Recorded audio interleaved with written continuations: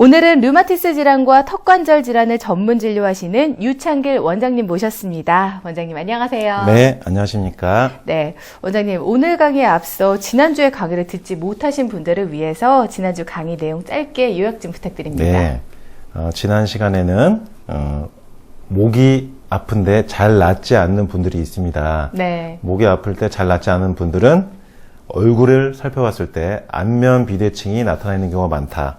그리고 목 통증과 함께 여러 가지 증상이 같이 나타나는데 잘 낫지 않는 분들도 많은데 이런 분들 역시 안면 비대칭이 나타나 있는 경우가 많다고 말씀을 드렸습니다. 안면에 비대칭이 있는 분들은 턱관절의 좌우가 틀어졌다는 뜻이고요. 턱관절이 틀어졌다는 것은 경추와 두개골도 틀어져 있다는 것이다 라고 말씀드렸죠. 그래서 턱관절을 치료해야지 목뼈가 바로 잡히면서 목 통증이 좋아질 수 있다.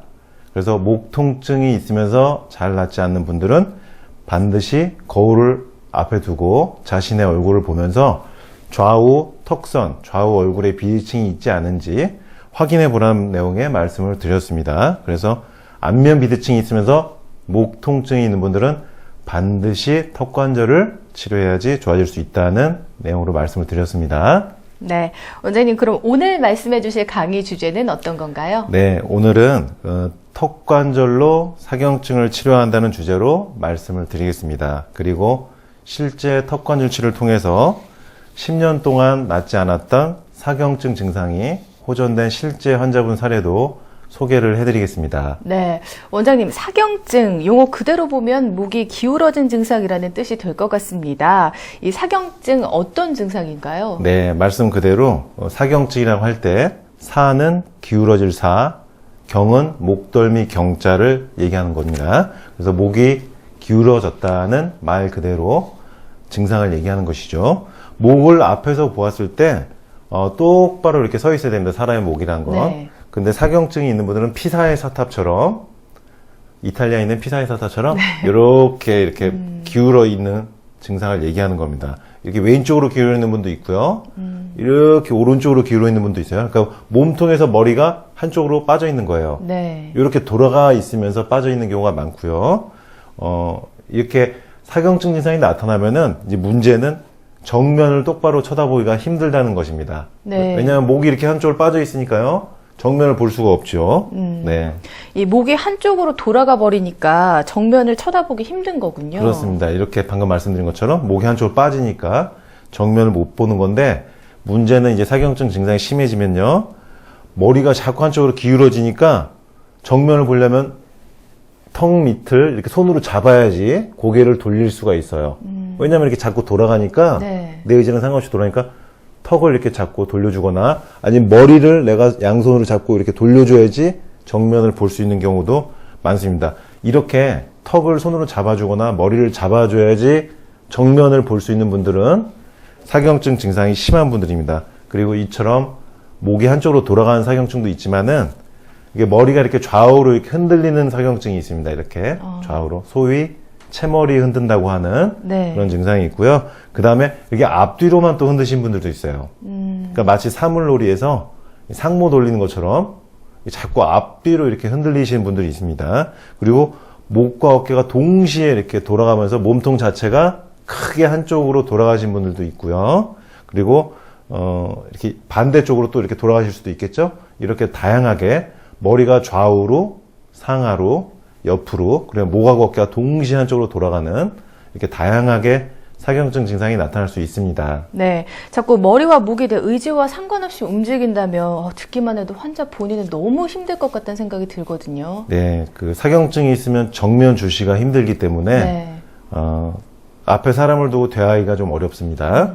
특히 사람을 대하는 직업을 가지신 분들 처음 보는 분 앞에서 목이 한쪽으로 자꾸 돌아가니까 앞에 계신 상대자가 이상하게 좀 생각을 하게 되죠. 네. 예, 그래서 사경증 환자분들은 내 목이 자꾸 돌아가니까 다른 사람들의 시선을 더욱 의식하게 되죠. 그러다 보니까 스트레스를 더 받게 되고요. 네. 자신의 목이 기울어진 거 신경 쓰고 다른 사람이 나를 어떻게 쳐다볼까 또 걱정돼서 의식하고 그런데 사경증은 난치성이다 보니까 잘 낫지 않는 상태. 이렇게 의식하고 또 낫지 않고 이런 반복된 상태로 지속되다 보니까 5년, 10년 동안 사경증이 낫지 않는 상태로 지속되는 분들이 꽤 많습니다. 네. 그러니까 현대의학에서 사경증이 불치병, 난치병으로 얘기하고 있습니다. 이 사경증이라는 병 자체를 또 치료하는 의사나 의료기관도 많지 않은 것이 또 현실입니다. 네, 말씀 들어보니까 사경증이라는 병 자체가 상당히 치료가 어려운 난치병 같은데요. 네. 그 사경증을 치료한다는 것은요, 치료적인 관점에서만 보면은 상당히 난이도가 높은 어려운 병에 속하는 것입니다. 그러니까 굳이 난이도를 따지자면요, 암이라는 병이 있죠. 네. 사람의 생명을 위협하는 암이라는 병이 있는데 이 암 바로 밑에 단계에 해당할 정도로 난이도가 높은 아주 어려운 병입니다. 네. 그렇다면 원장님께서는 이 사경증의 원인을 어떤 관점에서 보고 계신가요? 네, 그 사경증은 사실 근육 긴장 이상증의 하나로 볼 수 있습니다. 그래서 근육 긴장 이상증을 해결하면은 사경증이 좋아진 것을 볼 수 있습니다. 네. 그렇다면 근육 긴장 이상증이 사경증의 원인인 건가요? 네, 그 근육 긴장 이상이란 근육이 본인의 의지랑 상관없이 수축 긴장, 비틀리고 튀고 꼬이는 증상을 얘기하는 것입니다. 사경증이란 것은 목이 기울어지는 건데 목 주변 근육이 수축되면서 긴장되고 좌우 목이 비대칭이 발생되면서 목이 돌아가는 것입니다.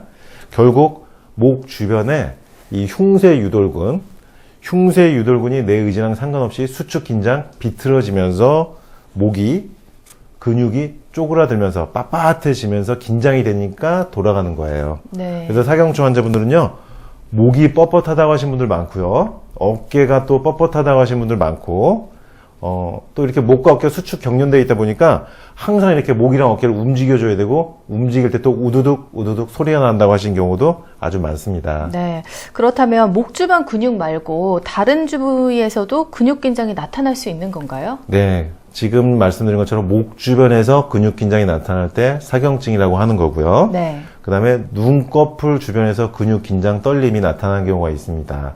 그런 경우는 내 의지랑 상관없이 눈이 자꾸 윙크하듯이 이렇게 자꾸 눈 주변 근육이 실룩실룩 되면서 눈이 자꾸 감겨요. 네. 그러니까 윙크를 한 10번 연속으로 한 것 같이 이렇게 눈 주변이 실룩거리면서 눈이 감기는 겁니다. 이런 것을 눈꺼풀 연축 이렇게 얘기하고요. 그 다음에 입 주변과 턱 주변에서만 근육이 떨리고 긴장되고 수축되는 경우가 있습니다. 이런 경우는 입, 턱 근육 긴장 이상이라고 하는데 말을 하다가 말이 이렇게 말려요. 왜냐면 입 주변하고 턱 주변 근육이 이렇게 수축되면서 긴장되면서 꼬이다 보니까 말을 하다가 이렇게 막 말이 잠기고요. 네. 목소리가 잘 안 나오거나 발음이 이상해지면서 턱이 자꾸 말려 들어갑니다. 그리고 성대와 발성에 관련되는 근육 쪽으로 수축 긴장이 오면은 연축성 발성장애라고 그러세요. 네. 이것은 실제로 발성장애가 심각하게 나타나서 노래를 할 수가 없고 말하다가 대화가 안 되는 목소리가 완전히 잠겨버리는 그런 현상이 나타나고요. 그 다음에 이제 간혹 틱장애라 그래서 뚜렛 증후군이라고도 하는데 네. 틱이 심한 분들 중에서 이렇게 근육이 이렇게 수축 긴장되면서 실룩실룩 되는 분들이 있거든요. 이렇게 운동성 틱장애도 사경증의 한 범주로 넣고 있습니다. 네. 결국 좀 사경증을 치료하려면 근육 긴장 이상증을 치료해야 되는 거네요. 네. 이 근육 긴장 이상증을 치료하려면 어떤 관점에서 치료를 하게 되는 건가요? 네. 그래서 근육 긴장 이상을 해결해야지 사경증이 이제 낫는 건데 네. 사경증 같은 경우는 흉쇄유돌근의 균형을 잡아주면 되겠죠. 좌우 목의 근육 균형을 맞춰주고 수축 긴장이 되지 않도록 해줘야 되는데 우리가 이 흉쇄유돌근을 보면요. 경추 1, 2번 그러니까 귀 뒤입니다. 귀 뒤에서 목 옆으로 지나서요. 목을 삥 감싸 안으면서 앞에 쇄골 쪽으로 연결이 됩니다. 그래서 흉쇄유돌근이라는 것은 귀 뒤에서 앞에 가슴뼈까지 연결이 되기 때문에 이것을 조절하기 위해서는 경추 1, 2번과 연관되는 턱관절을 조절해 줘야지만 좌우 흉쇄유돌근의 균형이 잡히는 거예요. 그래서 지난 시간에 말씀드린 것처럼 경추 1, 2번을 잡아주는 게 턱관절이기 때문에 경추 1, 2번과 연관되는 흉쇄유돌근을 치료하기 위해서 턱관절을 치료한 겁니다. 이래서 사경증을 치료하기 위해서 턱관절이 반드시 필요한 것이죠.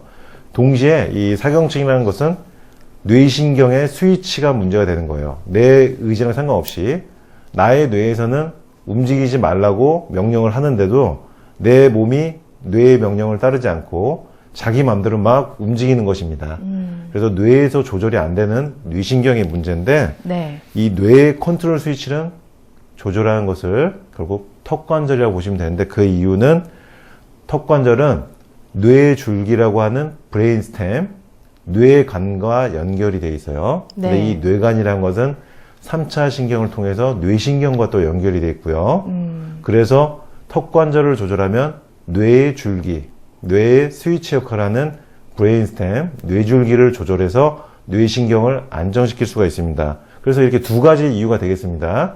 목의 근육을 잡아주는 흉쇄유돌근의 균형을 잡기 위해서 턱관절을 치료해야 되고 뇌신경을 안정시키기 위해서 턱관절을 치료해야 되는 거. 이 두 가지를 치료하면 사경증이 치료가 되는 것입니다. 네. 원장님, 그러면 이 턱관절 치료로 호전되신 사경증 환자분의 실제 치료 사례 있을까요? 네. 제가 작년 2024년 11월 27일에 이 프로그램에서 이제 방송을 이 사경증에 대해서 한번 했었습니다. 네. 근데 이 방송 동영상을 이제 보시고 이제 2014년 6월 달에 50세 여성분이 사경증 때문에 치료를 받으러 이제 오셨어요. 그래서 지금까지 이제 3개월 좀 넘게 치료를 하고 계신데 이 50세 여성분께서 진료실 문을 딱 열고 이제 들어오시는데 머리가 자꾸 움직이면서 한쪽으로 돌아가면서 들어오시더니 제 책상 앞에 앉았는데 머리가 몸통에서 완전히 한쪽이 이렇게 빠져 있어요. 본인은 똑바로 앉는다고 앉은 건데 몸통에 이 가운데 선이 있으면은 머리가 아예 한쪽으로 이렇게 오른쪽으로 빠져 있는 거예요. 전형적인 사경증 증상이죠. 그래서 목이 얼마나 이렇게 빠져 있었는지 제가 한번 이렇게 목을 만져보니까 흉쇄유돌근이 아주 돌덩어리 같이 석상처럼 조각상 같이 딱딱한 근육 상태였습니다. 아주 오래된 것을 알 수 있었는데 제가 얼마 됐냐고 여쭤보니까 2002년도에 어떤 사람에게 배신을 당한 다음에 사람한테 상처를 받아서 그 다음부터 이 목이 돌아가기 시작했다. 그래서 사람한테 상처받은 이후로 2002년부터 사경증이 발생한 건데 목이 근육이 이렇게 돌덩어리처럼 딱딱하다 보니까 항상 목 어깨는 딱딱하고 결리고 네. 이렇게 한쪽으로 이렇게 빠져 있고 말할 때도 이렇게 자꾸 돌아가니까 대인관계가 힘들어요. 네. 그러다 보니까 자꾸 우울증 쪽 나타나고 뇌신경 안정하는 양약도 복용하게 되고 정신과약 먹게 되고 이렇게 10년을 보냈던 건데 이분 얼굴을 딱 보니까 좌우 앞면에 비대칭이 있어요. 턱관절에 문제가 있다는 거죠. 그래서 제가 턱이 어떻냐고 여쭤보니까 턱에서 소리가 항상 난다. 그러니까 턱관절에 문제가 있는 거죠. 네. 사경증이 있는 분께서 턱관절에 문제가 있는 걸 본인이 알고 있는 거예요. 그래서 바로 2014년 6월부터 턱관절 치료를 포함한 한방 치료가 들어갔습니다. 낮에 끼는 맞춤형 턱관절 장치와 밤에 착용하는 장치를 낮과 밤으로 착용하면서 일주일에 한 번씩 한의원에 오셔서 침 치료와 부항 치료도 하시고 네. 상부경추 1, 2번 교정, 그 다음에 흉추 교정, 골반을 잡아주는 교정, 전체 척추 신연해주는 칵스 테이블 교정 치료까지 이렇게 하면서 침 치료는 머리에 9군데의 침을 놓는 밭전자 모양의 형태로 침을 놓는 뇌신경 안정침까지 시술을 한 겁니다. 네. 그래서 턱관절 치료와 함께 이렇게 뇌신경 안정 침 치료, 전신 교정, 그리고 뇌신경을 또 안정시켜주는 한약까지 처방을 했어요. 이분이 처음 오셨을 때 맥박수가 1분에 100번을 뛰었습니다. 보통 정상적인 사람은 70번을 뛰어야지 정상입니다. 근데 이분은 100번을 뛰고 있는 거예요. 30번이나 더 뛰고 있는 건데 아주 빠른 상맥입니다. 그래서 이 맥을 정상맥으로 돌려주는 한약 처방까지 해서 지금 현재까지 3개월 좀 넘게 치료를 하니까 이분이 이제 어떤 상태가 됐느냐? 세수를 할 때 고개를 똑바로 하고 세수를 할 수가 없었는데 왜? 고개가 항상 돌아가니까 처음으로 세수를 머리가 흔들리지 않고 이렇게 할 수 있게 됐다고 말씀하셨어요. 네. 그리고 이분이 경기도 이하에서 전철 타고 오시는데 2시간 넘게 처음으로 전철에서 의자에 똑바로 앉아서 머리가 돌아가지 않는 상태로 똑바로 앉아서 2시간을 왔다. 그래서 본인의 말씀은 3개월 지난 시점에서 벌써 50%나 좋아진 것 같다는 말씀을 하셨습니다. 그러니까 12년이나 된 사경증인데 그동안 그 어떤 치료에도 반응이 없었는데 3개월 만에 이렇게 50% 정도 좋아질 수 있었던 거, 세수를 똑바로 할 수 있고 지하철에서 똑바로 앉아서 올 수 있었던 이유는 턱관절을 치료했기 때문입니다. 이만큼 턱관절이 중요한 거예요. 우리가 그 일상 동작할 때 세수를 한다거나 의자에 똑바로 앉거나 치약에 칫솔을 묻혀서 양치질을 하거나 이런 일상 동작을 할 때 건강할 때는 그 소중함을 모릅니다. 근데 건강을 잃으면요, 사람의 그 일상 동작을 할 수 있다는 것 자체가 얼마나 행복한 것인지, 기본적인 우리가 생활 속 동작을 하는 것 자체가 얼마나 행복한 것인지 알 수가 있어요. 어쨌든 사경증은 뇌신경과 경추 1, 2번을 이용해서 충세요도근을 조절해주는 턱관절이 키포인트이기 때문에 턱관절을 치료하면 사경증은 반드시 좋아질 수 있다는 내용으로 오늘 말씀을 드렸습니다. 네. 오늘은 사경증을 턱관절로 치료한다라는 주제로 강의해봤습니다. 사경증을 앓고 계신 분들이 계시다면 치료를 잘 받으셔서 좋은 결과 얻기를 바랍니다.